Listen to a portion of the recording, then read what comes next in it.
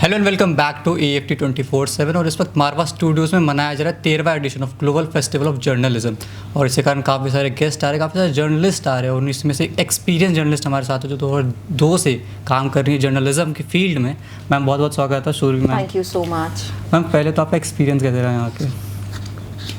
Admission मिलेगा वो इसलिए क्योंकि मैं ऑफ कोर्स ये मानती हूँ कि सीखने की कोई सीमा तो है नहीं, और जब आप जैसे यंगस्टर्स के बीच में आकर नए नए तरीक़ों से चीज़ों को प्रेजेंट करने का प्लेटफॉर्म है, और जिस तरीके से जितने मॉडिफाइड वे में, आर्टिस्टिक वे में और बड़े बड़े दिग्गज जैसे लोगों के बीच में उस अनुभव को सीखने का अगर मौका एक ही डेस्टिनेशन पर मिलता है विद इन वन रूफ, तो फिर तो एडमिशन चाहिए ही होगा। मैम मैं आपसे ये बात जानना चाहता हूँ कि आज के ज़माने में जो यंगस्टर हैं वो टीवी को छोड़ के सोशल मीडिया की तरफ बढ़ रहे हैं, उसके बारे में मैम आप क्या कहना चाहेंगे? मुझे लगता है पहले सबका सपना होता था कैमरे के सामने आना, और ऐसे लगता था कैमरे के सामने आने के लिए हमारे पास सीमित चॉइस हैं। आज कैमरा सबके मोबाइल में है, सबके हाथ में है, तो ऐसा लगता है कि हम सब कैमरा फ्रेंडली हैं। तो जिस कॉन्फिडेंस के साथ यंग जनरेशन कैमरे के सामने आती है, मुझे ऐसा लगता है उसी यंग जनरेशन को फ़िलहाल अपने काम को लेकर पहले कॉन्फिडेंस लर्न करना होगा। और काम को लेकर कॉन्फिडेंस की अगर मैं बात करती हूँ तो शायद थोड़ी रिस्पॉन्सिबिलिटी, क्योंकि आप जिस भी ऑनर में हैं, चाहे आपका स्पोर्ट्स में इंटरेस्ट हो, चाहे आपका एंटरटेनमेंट में इंटरेस्ट हो, कोई भी खबर हो, खबर को अगर आप एक कैमरे के सामने रख रहे हैं तो ये जानिए कि भले ही वो एक नोटिफिकेशन हर एक के सामने आ रही है, लेकिन उस नोटिफिकेशन के आधार सूत्रधार अगर आप और आपकी खबर है तो आपके ऊपर बहुत बड़ी रिस्पॉन्सिबिलिटी है। मैम जैसे आपने सोशल मीडिया की बात की, और कहीं ना कहीं जब से सोशल मीडिया है, इंटरनेट आया है, हर कोई न्यूज़ और इन्फॉर्मेशन शेयर कर सकता है, बट कहीं ना कहीं वो जो एथिक्स होते हैं वो सारी चीज़ें कहीं ना कहीं मिसिंग होती है। जैसे आपने पढ़ाई करी है जर्नलिज्म, यू नो कि कैसे न्यूज़ को प्रेजेंट किया जाता है, कभी कभी कैसे चीज़ों को छुपाया जाता है, हल्का किया जाता है, बट अगर वो कोई इनएक्सपीरियंस इंसान करता है तो कहीं ना कहीं वो चीज़ें दिखती हैं। जर्नलिज्म के स्टूडेंट है, न्यूज़ की डेफिनेशन सबसे पहले सिखाई जाती है, बट जो इनएक्सपीरियंस होते हैं, जो ऐसे ही फ़ोन स्कैन करना बहुत ज़रूरी है, ऑथेंटिकेट करना बहुत ज़रूरी है। तभी मैंने रिस्पॉन्सिबिलिटी जैसी बात सबसे पहले इसीलिए कही सोशल प्लेटफॉर्म के आने पर। रिस्पॉन्सिबिलिटी इसलिए क्योंकि अगर आप किसी खबर के सोर्स हैं, अगर आपके जरिए यहाँ बैठे लोगों को या अपने मोबाइल पर देख रहे लोगों को कोई खबर पता लग रही है, तो पहले आपको ही ये देखना होगा कि आप कितनी ऑथेंटिसिटी के साथ वो खबर दे रहे हैं। आपको खुद को स्कैन करना होगा, स्कैन उस खबर को करना होगा कि खबर सही है या नहीं है, क्योंकि किसी भी खबर के जरिए आप फियर मॉन्गरिंग सिचुएशन नहीं बना सकते। फियर मॉन्गरिंग मतलब किसी के मन में आप कोई डर पैदा नहीं कर सकते। कुछ खबरें सेंसिटिव होती हैं। हर खबर एंटरटेनमेंट या सिर्फ एक एंटरटेनमेंट का जरिया नहीं है ना, खबर के अलग अलग जॉनर्स हैं। तो खबर जिस भी लिहाज से आज सबके हैंडसेट में, मोबाइल पे नोटिफिकेशन के आधार पर अगर आपके जरिए जा रही है, तो वो रिस्पॉन्सिबिलिटी आपकी है कि आपको ये देखना होगा कि खबर ऑथेंटिक है। सो स्कैन। मैम जैसे आपने सोर्स की बात करी, एंड एक जर्नलिस्ट के लिए आई गेस सोर्स सबसे बड़ा इंपॉर्टेंट फैक्टर होता है, बट कभी कभी सोर्सेज को छुपाने के लिए, क्योंकि हम रिवील नहीं करना चाहते हैं, ऑफ द रिकॉर्ड होता है, जर्नलिस्ट हर लेवल तक जाते हैं, तो सोर्स कितना इंपॉर्टेंट है एक जर्नलिस्ट के लिए? मैं बताऊँ, ये जितनी भी इंफॉर्मेशन है ना, ओपिनियन, ये जो वॉइस ऑफ पीपल है ना, उस वॉइस ऑफ पीपल में आज यही मोबाइल और मोबाइल के जरिए आ रही इंफॉर्मेशन ही ये सवाल उठाने का मौका भी देती है। कभी कभी चीज़ों को लेकर सवाल उठाना अच्छा होता है, मैं कहती हूँ हमेशा अच्छा होता है, लेकिन उन चीज़ों को एक आवाज़ बनकर लेबल करना भी तो सही नहीं होता ना। तो अगर आप किसी चीज़ को लेबल कर रहे हैं, जैसे आपने कहा सोर्स, कैसे पता उस सोर्स से छुपाई जा रही है?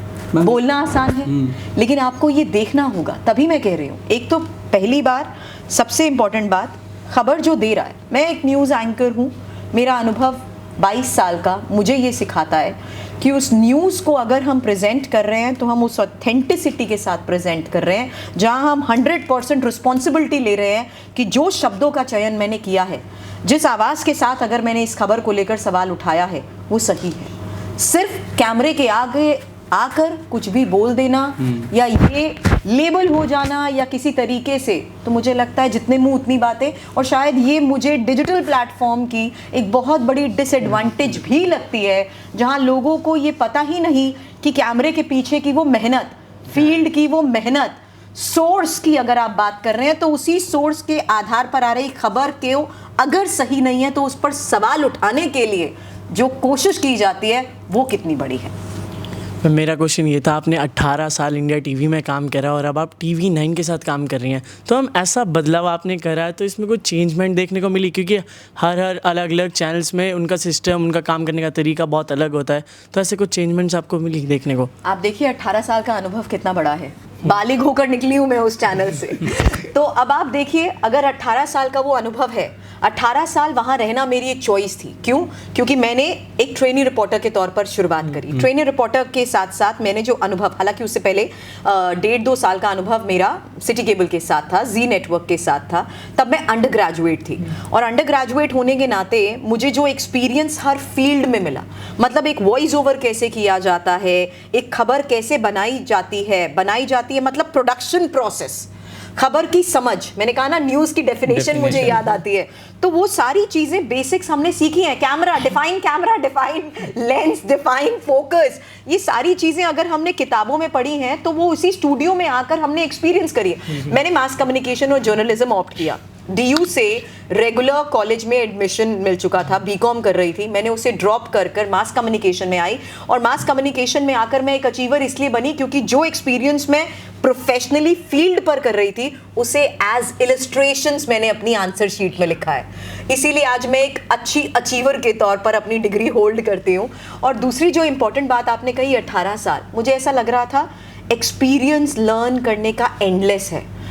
कई लोगों को होता है, अलग अलग जगह अपॉर्चुनिटीज़ मिलती हैं, मैंने वो अपॉर्चुनिटीज़ तलाशी नहीं, क्योंकि मुझे ऐसा लगता था वन स्टॉप डेस्टिनेशन, जहाँ पर एज अ ट्रेनी रिपोर्टर, जहाँ पर एज अ रिपोर्टर, जहाँ पर एज अ प्रोडक्शन पर्सन, जहाँ पर एज एन एंकर, जहाँ पर एंकर के तौर पर फील्ड पर जाकर उस चीज़ को एक्सपीरियंस करना, राइटिंग के फॉर्म में एक्सपीरियंस करना, डिजिटली, ग्राफिकली, हर प्लेटफॉर्म पर अगर मुझे एक ही डेस्टिनेशन में वो एक्सपीरियंस मिल रहा है तो वो मेरे लिए बहुत बड़ा अनुभव था।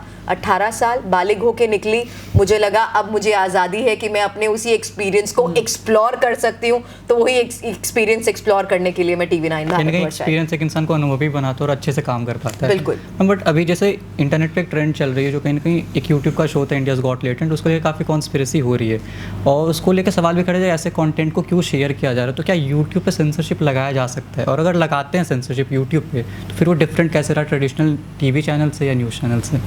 ये एक बहुत डिबेटेबल इशू है और मुझे ऐसा लगता है इस डिबेटेबल इश्यूज पे तमाम फैक्टर्स को ध्यान रखते हुए जो अनुभवी लोग हमारे इंडस्ट्री के हैं, देखिए मेरे लिए बोलना बहुत आसान होगा कि हाँ सेंसरशिप होनी चाहिए, बहुत आसान होगा। क्यों? क्योंकि ऑब्वियसली मैं ये क्यों ना मानूं कि कोई भी चीज़ ऑन एयर किसी भी प्लेटफॉर्म पर आ रही है, क्या वो चेक हो रही है?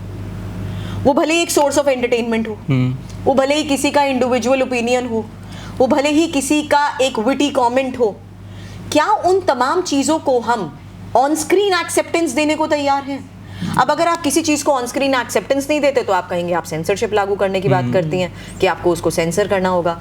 इसीलिए मैंने ये बात कही, I think it's time for all the experts from our industry, जो भी बड़े अनुभवी लोग हैं, क्योंकि हमसे पहले ये तमाम फैक्टर्स जो TV पर आते हैं उनको डिसाइड किस तरीके पे से किया जाता है, कितने नॉर्म्स के साथ किया जाता है, क्या ये एप्लीकेबल है कि आज सोशल प्लेटफॉर्म जो इतना वाइड हो चुका है, देखिए समंदर है, उस समंदर में बहने को तो सब तैयार रहते हैं, कई बहुत अच्छे से डाइव भी कर लेते हैं, लेकिन फिर वही जो कहावतें आती हैं ना कि पानी गंदा एक बूंद से भी हो जाता है, तो वो दाग हर एक के ऊपर नहीं आना चाहिए। और इसमें सबसे बड़ा सवाल ये भी आता है कि अगर उन पे भी सेंसरशिप लगा दे तो फिर डिफरेंस नहीं रह जाएगा हर नहीं, तो फिर आप कितनी चीज़ों पर सेंसरशिप लगाएंगे? हर चीज़ की मुझे लगता है अलग अलग की फैक्टर्स हैं। आप कहेंगे एक चीज़ पे सेंसरशिप लगा दीजिए तो वो कहेंगे दूसरों पे भी लगा लीजिए, ये भी तो इंपॉर्टेंट है। अब आप देखिए ना, पहले जिस तरीके से ग्रेडिंग होती थी 13+, 18+, क्राइटेरियाज थे ना, अब सोशल प्लस के क्या आप क्राइटेरिया बना सकते हैं? अब तो it's easy to abuse, it's easy to even abuse in front of the camera, why? Because you have the permission to on air it, right? So is it actually possible कि हम किसी तरह कोई नॉर्म्स के जरिए इन चीजों को control कर पाए? I think we need our seniors to really think about it and give us a solution. जैसे ऑस्ट्रेलिया ने एक मेजर स्टेप लिया कि 18+ के नीचे जो लोग होंगे सोशल मीडिया भी अब यूज नहीं कर सकते। ऑस्ट्रेलिया बड़ों ने लिया ना वो decision, that's why I said there are lot of experts within the industry and if they really understand the sensitivity of this platform कि आप कुछ भी किस तरीके से दिखा रहे हैं, I think it's high time for them to decide। मैं ये जानना चाहता हूँ एक सक्सेसफुल जर्नलिस्ट बनने के लिए क्या की फीचर्स होने चाहिए एक पर्सन के अंदर? रिस्पॉन्सिबिलिटी, अथॉरिटी, और जर्नलिस्ट बनने के लिए मुझे अगर आप लिटरली बेसिक्स पूछेंगे ना तो सबसे पहली बात है पढ़ाई। पढ़ाई मतलब सिलेबस की किताबों के ज़रिए खबर को समझ का एक्सपीरियंस, क्योंकि आप पढ़ेंगे आपको पता लग पाएगा कि आप जो करना चाहते हैं उसके लिए क्या क्या ज़रूरी है, वो जाहिर सी बात है आप पढ़ाई के ज़रिए जान सकेंगे। दूसरा, उस चीज़ को अमल में लाने के लिए भी आपको पढ़ाई करनी है, और पढ़ाई के साथ साथ वो जो आपके आसपास के जो दिग्गज है ना उनका अनुभव, क्योंकि जितनी चीज़ें हम उनसे जान पाते हैं उनके उसी एक्सपीरियंस के ज़रिए, वो सबसे बड़ा एक सोर्स होती हैं जहाँ इस बदलते वक्त में चीज़ों को किस तरीके से लाना है ये हमें उनके ज़रिए समझ आता है। तो लर्निंग लाइन इज़ एंडलेस, चाहे वो आप अपने प्रोफेसर से बात कर रहे हो, चाहे अपने पिता से बात कर रहे हो, चाहे अपनी माता से बात कर रहे हो या अपनी बहन से बात कर रहे हो। All I am trying to say is हर यॉनर के, हर एज ग्रुप के लोग आपको कुछ ना कुछ अनुभव देंगे। और जर्नलिज्म की लाइन में मुझे ऐसा लगता है कि जो रिस्पॉन्सिबिलिटी एक खबर को लेकर इन्हीं प्लेटफॉर्म्स पर जो हम अभी तक चर्चा करते आ रहे हैं, जिस तरीके से आ रहे हैं, उसको लेकर थोड़ा रिस्पॉन्सिबल होने की बहुत ज़रूरत है। मैं मानती हूँ कि आज के टाइम में हर इंडिविजुअल जर्नलिस्ट का रोल प्ले कर रहा है। क्यों? क्योंकि हर कोई खबर ही दे रहा है, राइट? अब उस खबर को आप किस लेवल पर, किस कंटेंट के साथ, कितनी ऑथेंटिसिटी के साथ देना चाहते हैं, वो एक बहुत बड़ी रिस्पॉन्सिबिलिटी है जो जर्नलिस्ट को आज के टाइम में समझने की ज़रूरत है। मैम एक चीज़ है, एआई आ चुका है अब इस वर्ल्ड में, और कहीं ना कहीं एआई इम्पैक्ट कर रहा है। जैसे एआई के थ्रू हमने जर्नलिस्ट बनते हुए देखे हैं, एआई के थ्रू आप कंटेंट लिखवा सकते हैं, वीडियोस जनरेट कर सकते हैं, एडिट भी कर सकते हैं। सो कैसे इम्पैक्ट डाल रहा है एक जर्नलिज्म में एआई? हर चीज़ कर सकते हैं। एआई चैलेंजिंग है, बट मुझे पता नहीं क्यों ऐसा लगता है एआई ने, सॉरी आई डोंट नो कि ये बात भी ऑन एयर जा सकती है नहीं जा सकती, क्या हम पूंजी वाले पत्रकार बन गए हैं कि आपको सब कुछ एक गाइड में ओपन करके कंटेंट के तौर पर मिल गया? फील्ड एक्सपीरियंस का क्या, ग्राउंड रियलिटी का क्या? मैं मानती हूँ वो कंपाइल्ड, मेरे लिए एआई एक लाइब्रेरी है।